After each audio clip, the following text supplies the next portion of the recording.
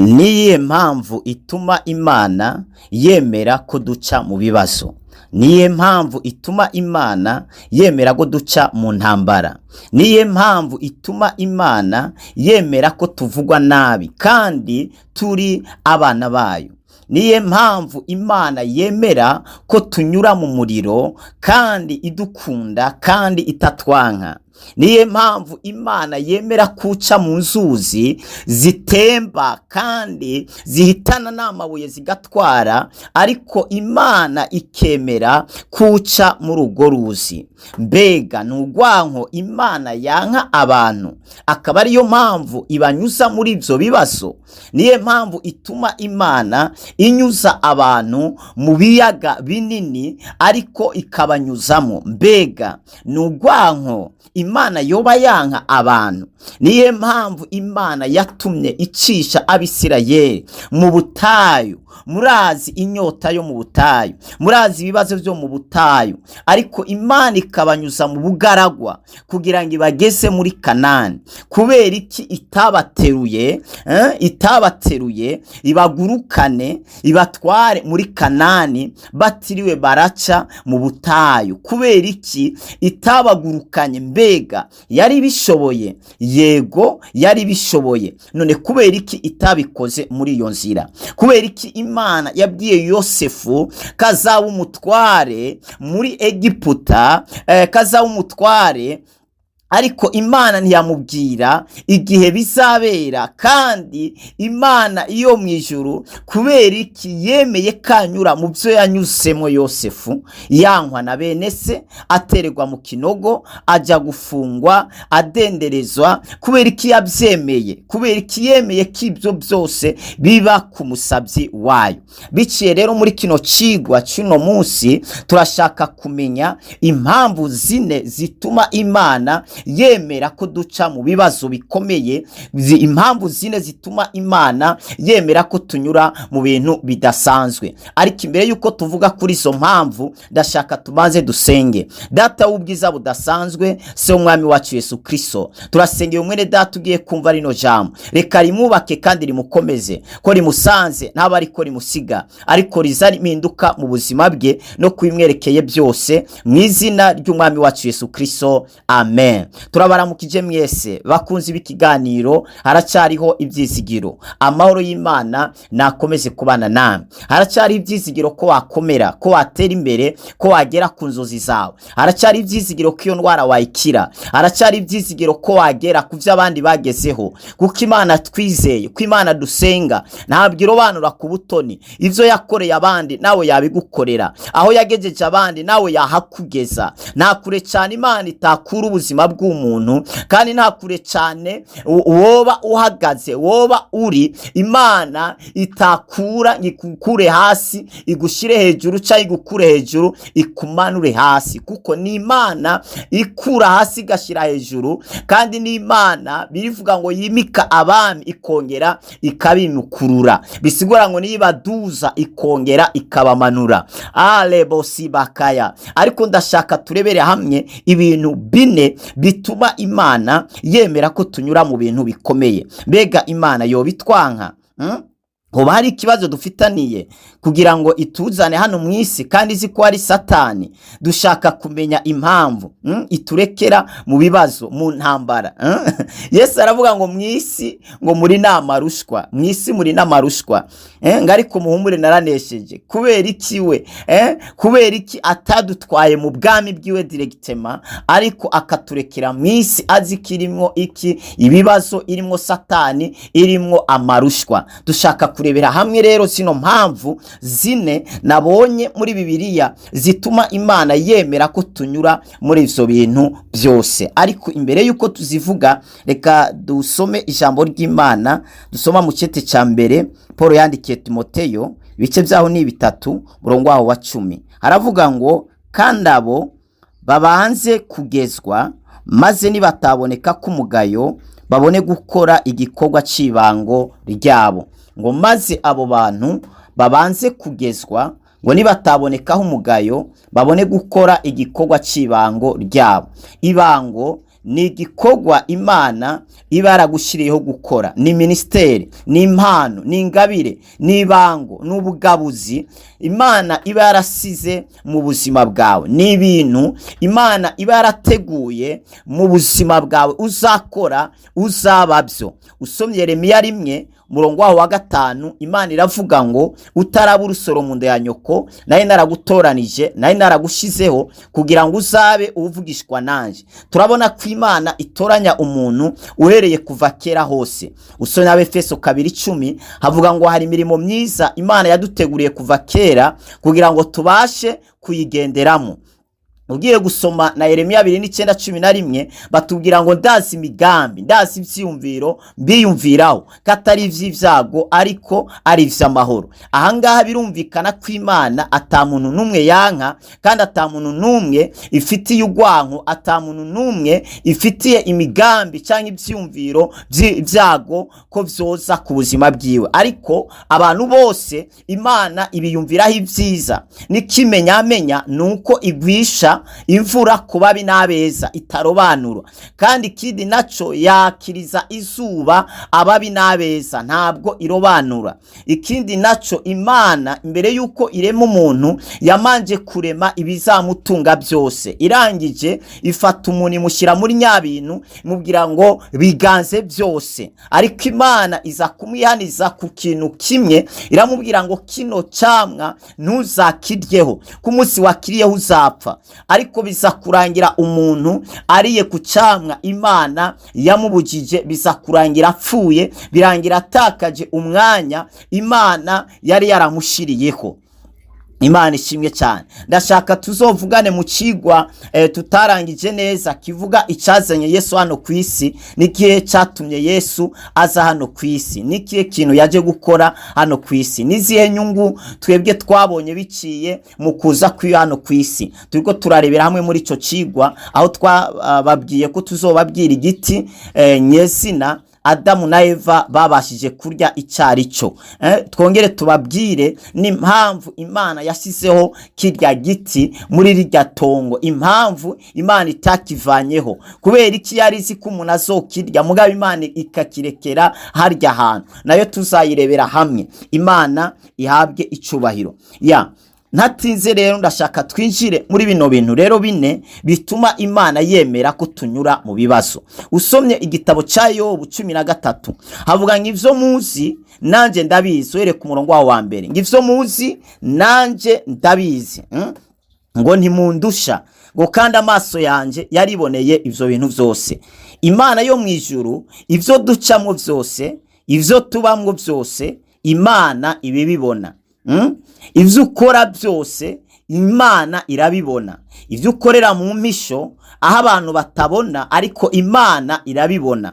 Dawidi aravuga ngo mbega mwemu wawe no muhungira hehe, ikuzimu aho naho kuboko kwawe ko hasanga. Mbega no muhungira hehe, noja hehe, ngiye iburyo ngusangayo, nagenda ibumoso ngusangayo, narangamiza hejuru ngusangayo, nta nahame nagufungira. Imana yacu ni Imana ibera hose icarimwe, bisigura ngo hose irahari, kandi yitwa Imana ishobora byose, yitwa Imana isumba byose.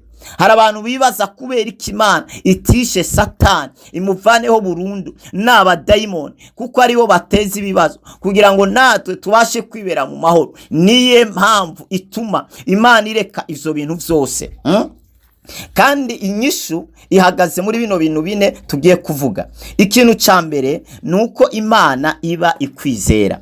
Ikintu ca mbere nuko Imana iba ikwizera. Iyo Imana ikwizera, iyo Imana igufitiye icizero, icizigiro, iyo Imana ikwizera ikunyuza mu bintu bikomeye. Iyo Imana ikwizera hariho kwizera Imana ariko kandi hakabaho no kwizerwa n'Imana. Hariho kwizera Imana ariko hakabaho no kwizerwa n'Imana. Abantu benshi barizera Imana ariko ntabwo bizerwa n'Imana. Niyo mpamvu tutanyura mu bintu bimwe, niyo mpamvu Imana idadukoresha ibintu bimwe, kuko abo yizera Imana ibakoresha ibintu bikomeye, kubera inabanyuza no mu bikomeye kugira ngo izabakoreshe ibikomeye, kubera ko irabizera ku rwego rwo hejuru. Abantu bizerwa n'Imana barakomeye gusumba abizera Imana.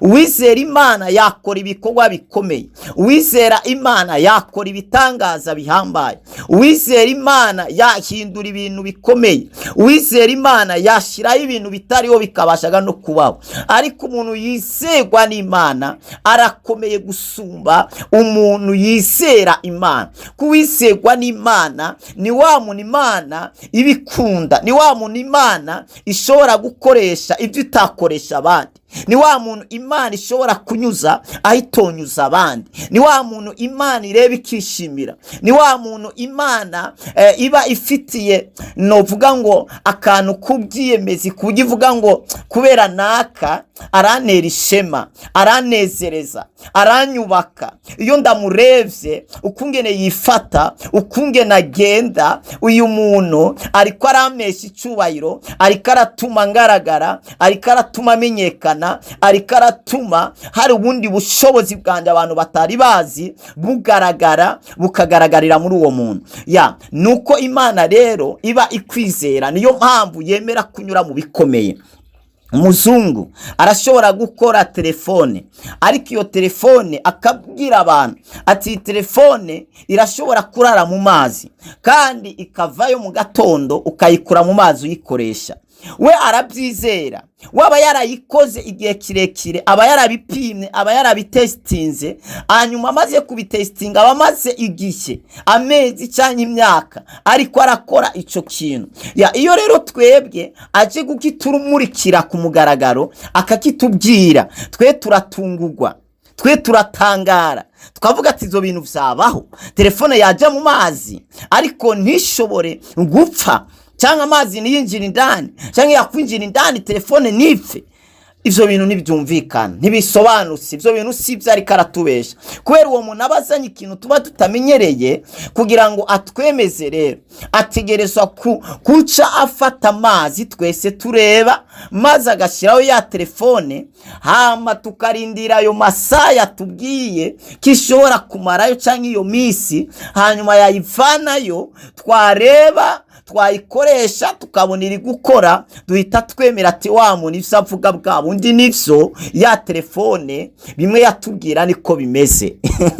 None kubera ikiwe yemera kija muri ayo mazi? Ni kubera arayizera bitewe n'ingene yayikoze, n'ubushobozi ifite, n'ubushobozi yayihaye. Abavuga ati nija mu mazi niza kumaramaza, niza kunkoza isoni, ntabwo iza gupfirayo, iraza kuvayo. Rero Imana nayo igihe ikwizera ikavuga ati uyu muntu niyo nomwima ivyo kurya, uyu ntabwo yamemukira. Mwari muzi yuko nimba uri kuraca mu bikomeye kandi bikaba bitariko birarangira uno musi, nimba hari ibintu bikomeye uri kurabamo, nimba hari inzara, hari ubukene uri kuracamo, niwitotombera Imana ngira kwanga. Imana ntabwo ikwanka, Imana iragukunda. Yahaye umugwiza atunga muri kiya gihe ca Lazaro, ni nayo yimye Lazaro ivyo kurya. Ushobora kwibaza ati kubera iki Imana ikunda Lazaro, kubera iki Imana ishobora kwemera Lazaro katungwa n'utwo kurya dukorose tuva ku meza y'umutunzi, kubera kandi ari yikura hasi gashira hejuru.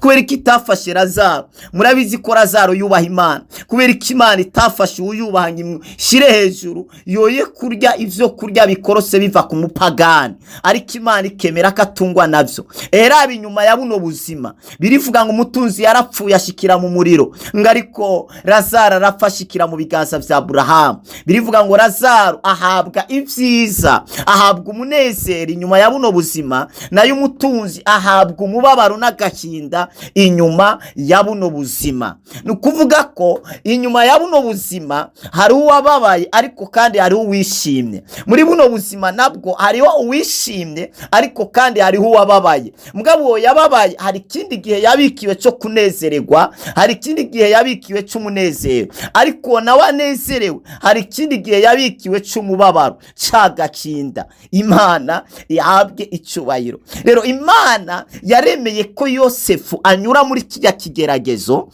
si uko yamwanka, si uko itamukunda, yaramukunda, ariko yemeye ko Yosefu atererwa mu kinogo. Nuko Imana yizera Yosefu nagwa mu kinogo ntari bumemukire, araza kuvayo kandi anyubaha. Yosefu agurishwa muri Egiputa. Yosefu agurishijwe muri Egiputa ashikira kwa Potifari. Potifari amuha icyubahiro, muka Potifari aramwifuza. Bene data, umugore w'umutegetsi aba ari mwiza, umugore w'umugwizatunga aba ari mwiza. Burya wewe impamvu ugaragara nk'umusaza ni kubera ata amafaranga urabona. Nubona amafaranga, ako gashusho turiko turabona uno munsi ntabwo ari kuzaba ufite. Abantu bafite amahera, iyo afite imyaka 40 uba wibaza ngo afise 30 afise 25. kubera iki? Aritwararika umubiri wiwe, ariko araronka ivyo akeneye byose. Umva nta kibazo yifitiye. Imana idutabare cyane. Haleluya. Rero impamvu yemeye ko umuka Potifari amwifuza, ariko rero attention ngaha, ibibazo ntabwo ari Imana ibizana ku buzima bw'umuntu. Aha niho rero ukwiriye kumanza kumenya neza, ugatahura ibibazo ntabwo ari Imana ibizana ku muntu, ahubwo ibibazo ni Satani ubizana mu buzima bwacu. Ndasubiyemo, ntabwo ari Imana itugerageza ikoresheje ibibi. Abivuga ngo Imana ntabwo itugerageresha ibibi, ntabwo itugerageresha ibibi, kuko indani muri yo nta kibi kibayo. Ni Imana nziza, ni Imana y'umucyo, indani muri yo nta mwijima na mukeya ubayo. Rero ibyago, amakuba, amarira, indwara ntabwo bituruka ku Mana, bituruka kuri Satani. Ariko Imana irashobora kubireka ko byinjira mu buzima bwawe kubera sino mpamvu zine dushaka kuvuga. Rero impamvu ya mbere nuko Imana ibikwizera. Ya Yosefu Imana yaramwizera. Hariho umusore anyuze kuri kijya kibazo cya Yosefu, yari kuvuga ati aya ni amahirwe Imana ingiriye, ubu ni ubuntu Imana ingiriye, reka ndyamane n'uyu mukecuru n'uyu mudamu, nzabona amafaranga, nzabona icyubahiro kirenze ikinari mfise, nzohora sangira nawe, azohora azarambwira amabanga ya bosi, ampa amafaranga menshi. Hari ibintu byinshi yemereye Yosefu, hari ibintu byinshi yemereye Yosefu kazomuha mu gihe yemeye kuba ryamana. Ariko Yosefu abumwizigirwa, aravuga ati no, databuja nta kintu yanyimye. Haleluya. Yosefu aravuga ngo databuja nta kintu na kimwe yanyimye, byose yarabimpaye ngo ndabiganze, uretse wowe gusa. Gute nahemuka? Aravuga ati nubwo uvuga gatamu natureba hano, vyukuri umugabo wawe ntabwo yabimenya, n'abantu ntabwo babimenya, byo bibanga hagati yanje nawe. Tariko rero hari yindi nubaha kandi ntinya, mwebwe mutazi, itaboneka ariko ibona byose tuba turiko dukora. Kandi rero kubera iyo nyene tinje shishobora gukora ico cyane. Umudama mutera ubwoba, aramubwira ati nutabikora ndagufungisha. Ndavuga ko washatse kumfata ku nguvu.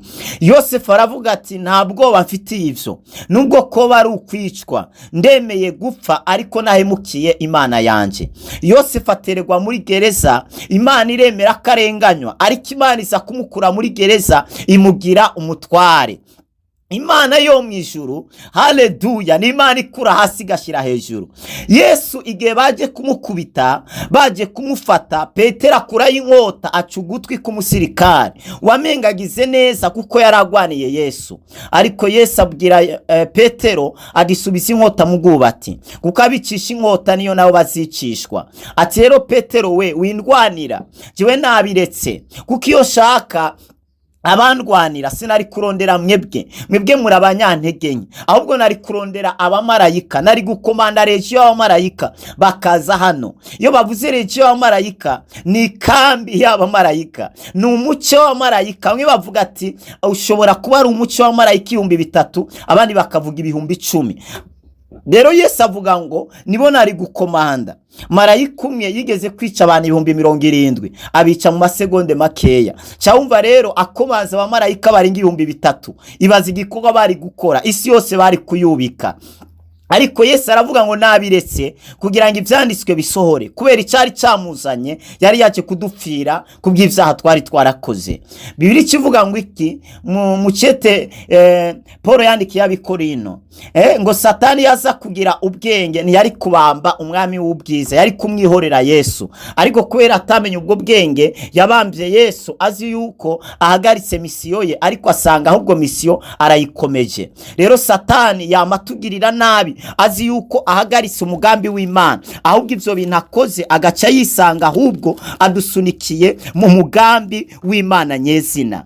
Usomye Abaroma 8:28 havuga ngo kandi turazi yuko kubakunda Imana byose bifataniriza hamwe kubazanira ibyiza abahamagawe nk'uko yabigabiye, nk'uko yabigombye. Aha batubwenga ibitubaho byose, byaba bibi, gusonza, kunyotegwa, kubura kiriya na kiriya ubukeneye, ko ibintu uri kurakora ntibigende neza nk'uko wabishakaga, ntabwo ari bibi, ahubwo ngo ivyo bintu birafataniriza hamwe kugira ngo bituzanire ibyiza abahamagawe n'Imana ngo nk'uko yagize, ngo nk'uko yabigombye, nk'uko yabigabiye. Imana ihabwe icubahiro. Impamvu ya mbere ituma rero Imana yemera go tunyura mu bibazo, yemera ko tunyura mu bikomeye, nuko Imana iba itwizera. Uri kuraca mu bikomeye witinya, wigira ubwo, bandanya wizera Imana, bandanya usenga Imana, Imana irakwizera ku rugezo rwo hejuru. Rero nawe ntuyihemukire. Ivyo vyatumye Imana yemerera Satani ko agerageza Yobu. Satani yagiye imbere y'Imana arabwira Imana, aravuga ati burya Yobu Imana nayo mu bwiyemezi bwinshi. Imana ibwira Yobu, ibwira Satani, Imana ibwira Satani ati wabonye umusabyi wanje Yobu. Kubera Satani Imana imubajije tuvuye he Satani, Satani arishura ati mvuye kuyerera mu isi yose, mvuye kuyerera. Kandi birivuga ngo Satani ni ntambwe igumi yerera irondera ico yorotsa. Mu yandi magambo irondera abantu bavuye muri Kristo, bavuye mu nzu zabo kugira ngo ibashe kubarotsa. Kubera ubuturo bw'abana b'Imana ni muri Kristo Yesu. Wivayo Yesu agiranya n'ubwato, abari mu bwato nta bibazo bahuye navyo, ahubwo ivyari ko biba ku bandi, ivyari ko byica abandi, amazi yari kurengera abandi, Nowa yari ko aramushira hejuru. Ivyica abandi igihe wahagaze mu mwanya w'Imana, we bishobora guhinduka inyishu yawe, bishobora kukuduza bikakwinjiza mu masezerano. Imana iguhezagire cyane. Rero Satani yishura Imana ati mvuye kuyerera. Ati sawa, ako niko nashaka kumenya iyo uvuye. Ati mvuye mu isi kuyereramo. Ati rero ndazi nimba uvuye mu isi kuyerera, birumvikana gatanu na hamutageze. Ati none wabonye umusabyi wanje Yobu, hajya wahaciye wamubonye? Erega Satani kuba yarayereye mu isi, ntubibaze ngo yari ko ayereramo atembera gusa arabiko imeze, ahubwo yerera mu isi arondera abo yogerageza, abo yokwica, abo yomerera nabi. Ariko aca kuri Yobu aragerageza byose biranga. Arangije aca yishura Imana ati nukuri namubonye, ndanamuzi. Tariko impamvu ameze kuri yakubaha gusenga ni impamvu zibiri. Impamvu ya mbere nuko wamuhezagiye, urangije umuha buri kimwe cyose, nta kintu akenye, numutunzi mbere arakomeye, icyo akeneye cyose arakironka, nta kibazo yifitiye. Tirera impamvu ya kabiri, waciye uzitirira ubuzima bwiwe. Mu yandi magambo narabuza honca kugira ngo ndamushire hasi, mugabo hamwe wonyemerera ugakuraho uruzitiro, hanyuma nanjye nkinjira muri Yobu nkataka bijya bintu byose afise nkabimwambura. Burya ujya mugabo ntabwo akuba, impamvu akuba ni kubera bijya bintu. Ndashaka kubwira abantu mwari mutunze, mwari mufise ibintu ariko bikarangira ivyo bintu bitakaye, nta cyaha mwakoze. Humura, Imana irakwizera, Imana igufitiye icyizere, irazi ko nubwo utowe ufise imodoka, utowe ufise inzu, ntiwareka kuyubaha, ntiwareka kuyisenga. Irabizi, niyo mpamvu yemeye ko bikubaho, ni kubera kwizera. Ikoma gugikiriza uvuge ngo Mana ndagushimiye kunyizera, nawe nuyihemukire shuti yanje, nuyihemukire. Rero Imana ikirakura ubwo ruzitiro, iravuga ati ngaho rero genda umwatake, ariko rero ntumukoreho. Satani aragenda byose arabimwambura, n'abana yari afise 10 Satani arica, ibintu byose bivuga ngo Yobu bimuviraho icyarimwe, ngo ariko Yobu ibyo byose bimaze kumubaho ngaca arafukama avuga ngo izina ry'Imana rihabwa icyubahiro. Imana niyo yagabye kandi niyo igaburuje. Satani abakubiswe 10 ku busa 10 ku busa, 7 ku busa, biba birahidije kwinjira kuri Satani. Imana ishimwe. Umugore nawe Satani acavuga ati reka nce mu mudamu, kubera arabizi yuko umudamu niwe yaciyemwo mu itanguriro, niwe yaciyemwo muri Eva kugira ngo abashe gukurura ivyago mu isi. Aca aravuga ati rero ko Yobu byase, reka nce mu mugore wiwe ndaza kumuronka Yobu. Aca mu mugore, umugore abwira Yobu, tariko Yobu nta soni, none ubona iyi Imana hari urukundi dukunda, iyi Imana yatwiciye abana 10, iyi Imana yatwambuye byose igadusiga dukenye, iyi Mana ubona hari urukundo kweli. Yobu yishura umugore, atuvuze nk'umugore w'igipfapfa, uvuze nk'umugore w'igipfu atabwenga afise. Ati gute uvuga ibintu nk'ivyo? Mbega tuzoguma dushima ibyiza gusa biturutse ku Mana, ibibi navyo nivyatubaho? Mbega bize bitubuze gushima Imana iduha guhumeka ku buntu yaduhaye byose? Ati njyewe ntabwo nkunda Imana, ndayizera kubera ibintu. Imana ndacyayikunda, ndacyayemera, izina ryayo rihabwa icyubahiro. Ibaze rero aho naho Satani abayongeye gukubitwa 70, ibitsindo 70 ku busa. Satani rero kubera atemera kunanirwa kandi atajya amanika amaboko, burya niko ameze. Bwa Imana yaramubikiye ikiringo cyo kuzomutsindisha ku nguvu, ubundi ntabwo ajya yemera gutsindwa, yamakorera mu maesheke, mugaba ikibazo cye ntabwo ajya yemera kunanirwa. Imana idutabare cyane. Haleluya. Noneho Satani acaragaruka, umva rero agaruka imbere y'Imana n'ibimaramare byinshi, aravuga ati Imana iramureba, irabwira ngo Satani, ese misiyo yawe ubona wayigeze ko? Ibaze rero Imana yarisera Yobu.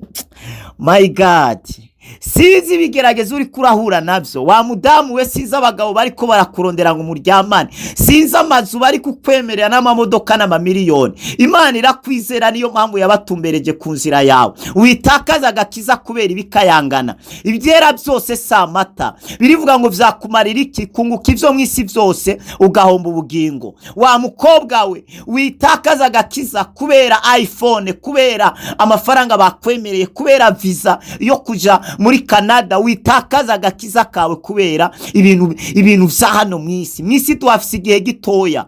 Imana igutabare cyane, ariko Imana irakwizera, niyo mpamvu yemeye kunyura muri ivyo bikomeye. Iyo nzara uri kurabamo nitumuhemukira Imana, nitumuheba Imana. Ngo bukene uri kuracamo nibutume wanga Imana, nibutume udakunda Imana. Imana irakwizera, Imana iragukunda shuti yanjye.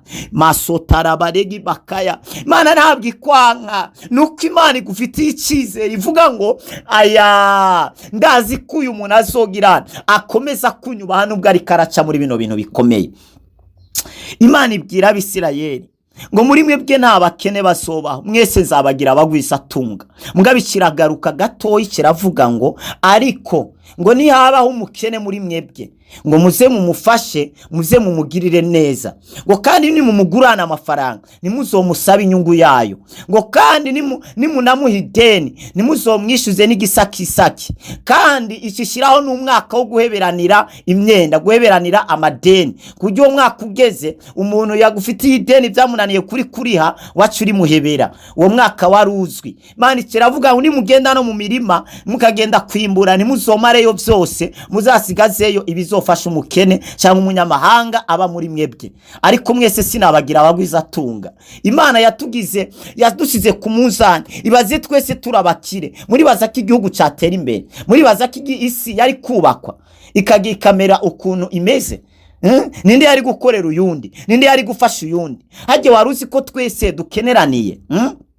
Waruzi yuko umupangayi arakeneye inzu, ariko nawe nyene inzu nawe arakeneye umupangayi. Uwiboti ku mudandaji arakeneye umukiriya, ariko umukiriya nawe, umuguzi nawe arakeneye uwagurira.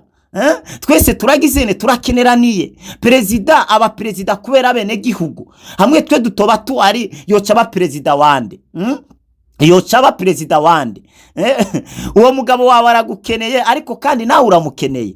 Wivuga ngo ni njyewe gusa, ngo niwe wandondeye. Aha, niwe yakurondeye, ariko mwese murakeneraniye. Wari umukeneye, ariko kandi nawe yaragukeneye. Nuko gusa ariwe yatoye responsibility yo kukurondera, ariko nawe wari umukeneye.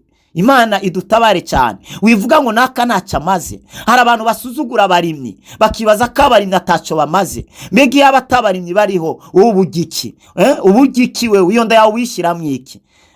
Abarimyi bakwiriye no kubahwa mbere ku rugezo rwo hejuru. Imana idutabare cyane. Nta muntu numwe atagira ikimazi muri inosi. Nabo utekereza ko batagira ikimazi baragifise. Bashobora kuba ari wewe batagirira ikimazi, ariko hari abandi bantu bafitiye umumaro.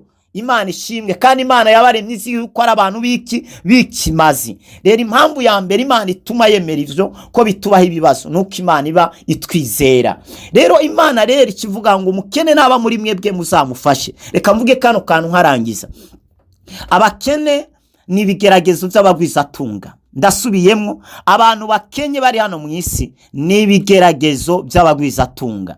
Birivuga ngo nari nshonje ntimwangaburiye, nimuje mu muriro. Nagenda gusa nimwanyambitse, nari mwibohero nimwaje kundeba, nari ngwaye nimwaje kunsura. Abo bantu mubona bari mu bibazo bitandukanye, burya ni Yesu ari mu bibazo. Niwirengagiza umuntu ari mu kibazo, umenye kuzaburi ko birengagiza Kristo, kandi uzabibazwa ku munsi w'imperuka.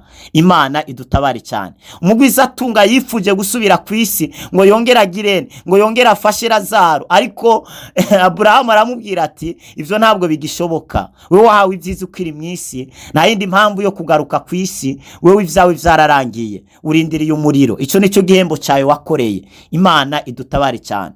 Niyo mpamvu Imana yabwiye Abisirayeli ati nimwirengagiza umukene ari muri mwebwe, muzagira ibibazo, muzagira intambara, muzarwara, kandi nzakwemera ko bibaza k'ivyo bibazo, kubera mwirengagije abari mu bibazo hagati yanyu.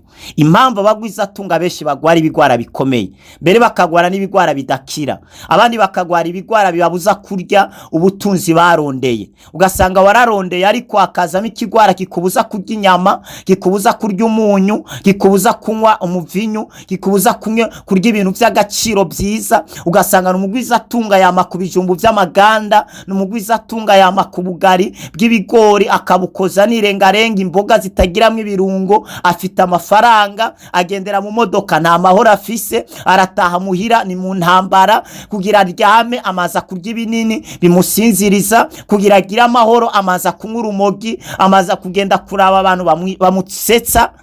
N'intambara n'amatati. Ari abantu bari mu bibazo hano. Ntukifuze kubaho ubuzima bwanaka, ahubwo wifuze kubaho ubuzima Imana yateguye kubaho, maze ubumbwe n'ivyo Imana yaguhaye. Kubera iki? Bari abantu bari muri biriya bintu ntuzi ingene babigezeho, ntuzi ingene babibayemwo. Hari abantu baba mu mazu meza, ariko indani atamahoro bayafitiyemo. Buriya ubutunzi bukomeye na amahoro. Uzaryame ku kiraga, ariko ukiryame nk'ufise amahoro. Uzarya ibijumba, ariko ubirya ufise amahoro. Ariko nurya spaghetti, inkoko, umukeke, nta mahoro, ntibizagutemba. Apeti uzayibura. Imana ikumera amahoro nshuti yanje.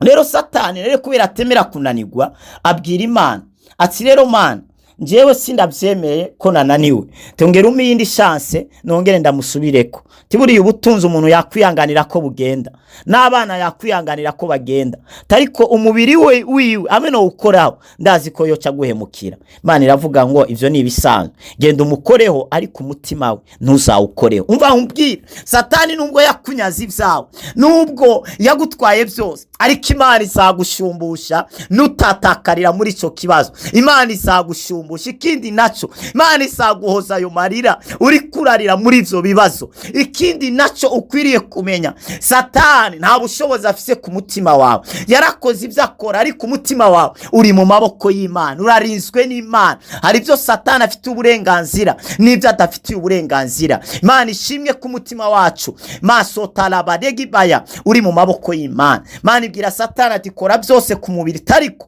nukora ku mutima ndahaguruka. Satani araza agakora ku mubiri, amuteza ibigwara bikomeye, ariko yo babandanya yubaha Imana. Sinzi indwara ufite, masotarabaregibaya. Usomye Yohana 11 ugahera ku murongo wa 4, havuga ngo iyo ndwara agwaye si yo kumwica. Indwara ufise si yo gukwica, ibibazo ufise si byo gukwica, intambara urimo ntabwo ari zo gukwica. Haleluya! Ibintu uri kurabamo ntabwo ari byo gukwica. Ariko ngo bihari kugira ngo izina ry'Imana yacu rihabwa icubahiro. Mu cyete cya 2 Paulo yandikiye Abikorino ibice byaho bine umurongo wa 16 havuga ngo amarushwa nayo igihe gito. Ayo marushwa uri kurabamo nayo igihe gitoya. Umurongo wa 18 ngo natwe nituraba kuyiboneka, ngo ariko turaba kubitaboneka, ngo kwiboneka ari by'igihe gito, ngo ariko ibitaboneka bikaba iby'ibihe bidashira. Ivyo uri kurabamo, ivyo uri kuracamo ni iby'igihe gitoya. Murongo wa 17 ngo uko amarushwa yacu awahutse na yakanya kanone, ngo ariko yongeranije cyane kudushikiriza ubwiza buremereye bw'ibihe bidashira. Ayo marushwa, ivyo bibazo uri kuracamo ni iby'igihe gito, biriko biriyongeranya cyane, biriko biraba byinshi cyane kugira ngo bigushikirize ubwiza buremereye bw'ibihe bidashira. Ibikomeye biradukomeza, ibikomeye bitugeza mu bakomeye, ibikomeye bitugira abakomeye. Igice cya 2, ikintu cya 2 rero navuze icyambere nuko Imana ibikwizera. Mpamvu yemeye Shadaraki na Meshaki na Abedunego ko batererwa mu muriro, ko babakangisha umuriro, nuko yarizi ko bakunda Imana, bayizera, umuriro udashobora gutuma bahinduka bava ku Mana. Kandi baguye mu muriro nuko Imana yari bizera, izi neza yuko batoyigambanira. Mpamvu yemeye ko Daniel agwa mu ntare nuko yizera Daniel, kandi kongera ikagirana ikizera ko Daniel namara kugwa mu ntare hari ikindi kintu kizaba. Imana ishimwe cyane. Haleluya, haleluya, haleluya. Impamvu ya 2 nuko iba ishaka kugushira hejuru, nuko iba ishaka kugushira hejuru. Twasomye mu cyete cya 1 Paulo yandikiye Timoteyo ibice 3 umurongo wa 10 haravuga ngo abo bantu bamanze bagezwe kugira ngo babone gukora igikorwa cibango ryabo. Hari igikorwa Imana yaguteguriye cy'ubwiza bukomeye, ariko nishobora kukiguha itamanije kukugeza. Niyo mpamvu ugiye gusaba akazi ukadepoza diplome yawe, baragusaba CV yawe, vuga aho waciye, vuga ivyo wize, vuga ivyo ushoboye. Baragucisha muri stage, baba ariko bararaba mbega ibi bintu yatubwiye ko yize, mbega ibintu yarabyize koko, ibi bintu yatubwiye ko ashoboye, mbega arabishoboye. Iyo stage rero wayishoboye uca wemererwa ugirane kuja mu kazi nyezina. Kandi iyo umuntu ariko aranyuzwa muri stage nahembwa, niyo bagufuye agasoni baguha déplacement. Rero Imana iratunyuza muri stage, vuga ati stage, iratunyuza mu igeragezwa. Birivuga ngo nukugezwa, iratugeza.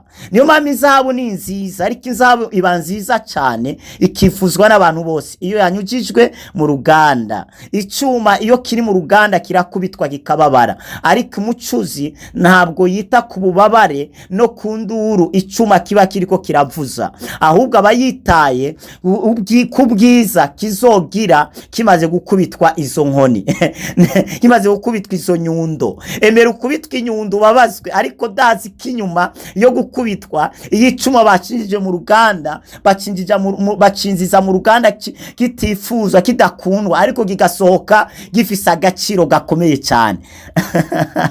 Uri kuraca mu ruganda, uri kuranyuzwa mu ruganda, kandi icuma iyo kinyuzwa mu ruganda nta muntu agikunda, nta muntu akinezerererwa, nta n'umuntu yokigura, nta n'umuntu yogihabukira. Ariko iyo gikuwe mu ruganda abantu bose barakirukira. Mpamvu abantu bakwanka baguhura nuko uri kuranyuzwa mu ruganda. Ariko igihe wavuye mu ruganda hari abantu bazokwifuza, hari abantu bazokwifuza gutunga nimero yawe, hari abantu bazifuza kwicara aho wicara, abantu bazifuza ko nabaramutsa bitagikunda kubera ko uzo waravuye mu ruganda. Imana isoba yarakinduye ubuzima bwawe. Rero icya 2 nuko Imana ibishaka kugushira hejuru. Imana ibishaka kugushira hejuru, mugabo iramanzi igatesta, igapima mbega uyu muntu kijya kibaza ngiye kumushiramo arakimerita, azoshobora kukiganza, nazonkoza isoni, hajyana ngiye gushira no muntu nazomaramarizayo. Umva abakwizera nivyo, mugabo hambavu yo gukwizera gacha gupima, reka ndabe kino kintu ngiye kumuha kazogishobora basi. Sivyo gayemwe, abakwizera buriya ubwira umushoferi akurekere vora uyitwara ariko arakwigisha nuko aba yamaze kubona ubumenyi bwawe aho bugera akavuga ati uyu rero noshobora kumurekera vora none akayifata nicaye inyuma. Rero Imana nishobora kukwinjiza mu bintu itamanije gupima ngo irebe yuko ivyo bintu igiye kukwinjizamo kuzoshobora kubiganza neza. Reka ndangiritse hano, nari nabasezeraniye ko mu cigwa gikurikira ca kabiri ko nzobabwira ejo, nari nzi ko nzovuga uburyo wo kwifata rero mu gihe cy'ibibazo. Mu gihe uriko uranyura mu bibazo, mbega wo kwifata gute? Kubera ibibazo birahari. Na Yesu yavuze ngo mwisi muri n'amarushwa, ngo ariko muhumure naranesheje. Ntabwo Yesu yakwiye amarushwa, yavuze ngo arahari, ngo ariko muhumure naranesheje. Amarushwa rero arahari. Tugomba kwiga ni gute rero twoyacamo, ni gute twoca mu muriro ntidushe, ni gute twoca mu kiyaga ariko niturengegwe, ni gute twoca mu nzuzi zigirane zitemba ariko ntidutembane nazo. Nivyo rero nshaka kuzovuga, nivyo nashaka kuzovuga mu gice ca kabiri, ariko ndabona kibi nzoca ndabivuga mu gice ca kangahe ca gatatu. Reka muri kino gice ca mbere turangirize kuri bino bintu bibiri. Cyambere nababwiye nuko Imana iba ikwizera, icya kabiri nuko ibishaka kugushira hejuru. Pasiteri nazo gusengera atamaje ukugeza. Hari abakozi b'Imana bari mu matorero bariko baragezwa, bariko barapimwa, bagapfira mu igeragezwa. Ndashaka burya mu ruganda hari ibyuma bipfirayo bitaba byemeye ko bigirana, ko bikubitwa ko umucuzi abikubita neza kugira ngo abikuremo iforoma ashaka ko bivamo. Rero Imana ntabwo ibikwanka, ikwinjije mu ruganda ibigukunda, ibishaka kuzovayo uri umuntu wifuzwa w'akamaro w'agaciro waraheza. Nduva nurangiza musengera. Tuvuze bibiri, mu gice gikurikira tuzababwira ibindi bintu bibiri. Data, turagushimiye kubw'ijambo ryawe. Sinzi abantu bariko baraca mu bibazo, ariko turagushimiye. Iri jambo ritubereye inyishu. Turamenye impamvu wemera ko duca mu bikomeye, nukuba utwizera. Turagushimiye ko utwizera Mwami Imana, ariko natwe duha imbaraga zo gukomeza kukwizera mu izina rya Yesu. Turagushimiye nuko ushaka kudushira hejuru, ariko twebwe twibagije ko ugomba kutwica, ahubwo tubabariro ko twaritotombye, twibagije gutwanka kandi udukunda. Ndasenga umwene data yari yarishebye, yashaka no kubivamo byo gusenga, ibyo gukorera no gukwizera, yashaka kubiheba bitewe n'ibibazo ariko aracamo, ariko iri jambo rimusubijemo intege, riramwemeje neza yuko impamvu ariko aranyura hano hana ariko araca katari urwango umwanka, ahubwo ari urukundo, ahubwo mufitiye icyizere. Urakoze Mwami Imana ko uyu muntu mufitiye icyizere. Mukomeze, mwambike imbaraga, mugirire neza, muhe inkomezi zo kubandanya mu izina rya Yesu. Abagwaye nibakire, ababoshwe nibabohoke, kuboko kwawe kwiza reka gusunikira abantu mu mugisha mu izina rya Kristo Yesu. Urakoze, ndagushimiye kubohoya ababoshwe kandi ukijije ubugwayi hejuru y'ubwoko bwawe mu izina ry'Umwami Yesu, amen. Imana iguhezagire cyane. Wayifuza gusengerwa, ufise umutwaro, ufise inzozi warose zirakuzazanira, urashobora gutwandikira kuri no WhatsApp +257 65 77 379 agasaraba amajana 257 65 177 amajana 339. Birashoboka kuri dukurikirana uri ku rubuga rwa YouTube.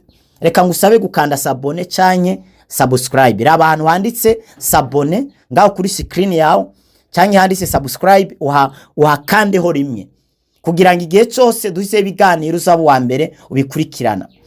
Kanda like niba wakunze kino cigwa, andika muri commentaire niba wafashijwe, icyagufashije. Imana iguhezagire cyane. Parataje abandi kino cigwa kuko uzobubohoye ubuzima bwa benshi, uzobutabaye ubuzima bwa benshi. Imana iguhezagire cyane. Birashoboka kuri Facebook. Ndagomba gusaba naho nyene gukanda follow, wongera ukande like, uparataje n'abandi kugira ngo bashikirwe na kino cigwa. Birashoboka kuri muri groupe ya WhatsApp ukaba kurakurikirana kino cigwa. Reka ngusabe gusangiza inshuti zawe kugira ngo zibashe gufashwa na kino cigwa. Imana ibahezagire cyane. Mwari kumwe na Apotre wa Kristo Glory Shine. Mwarahezagiwe, turabakunda.